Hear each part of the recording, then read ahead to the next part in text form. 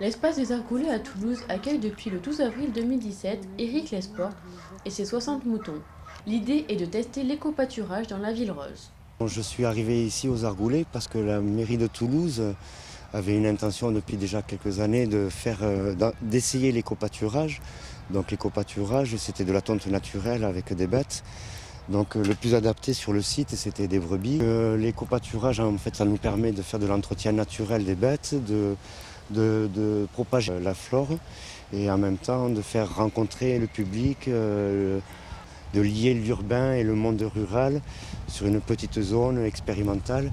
Lorsque les gens rencontrent le petit Argoulette, il y a une douceur, les gens s'aperçoivent que les bêtes ce n'est pas mauvais, ça n'a pas de mauvaise odeur forcément, et puis on se lie très facilement à un petit bébé.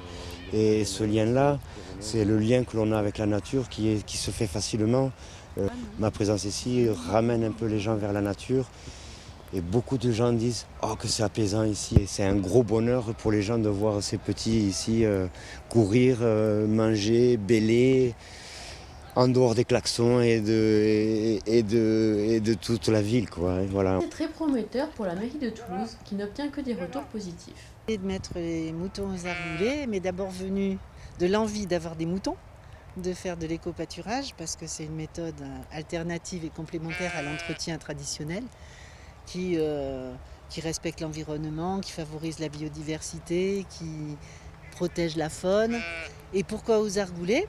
Parce qu'on a fait une étude de différents sites dans Toulouse et c'était un endroit qui était propice à cet éco-pâturage, parce que l'herbe y était belle, parce qu'il y avait de grandes étendues, parce qu'il y avait de l'ombrage, parce que c'était accessible, parce que beaucoup de familles viennent se promener, des sportifs sont pas loin. Voilà. Ravie, hein. Je suis ravie d'abord parce qu'on a la campagne en ville et les Toulousains sont très amateurs de campagne en ville, de nature en ville. Et c'est un bon support pédagogique puisque les urbains viennent apprendre justement ce que peut apporter l'éco-pâturage à la terre, viennent apprendre la vie d'un troupeau, comment on tond les animaux, le rôle des chiens. Et on a un berger justement qui est là pour faire beaucoup de pédagogie. Donc oui, c'est très positif. J'ai plein de retours, les gens sont ravis. Ouais. Avec cette expérience réussie, l'éco-pâturage va peut-être se développer à Toulouse et dans les autres métropoles françaises.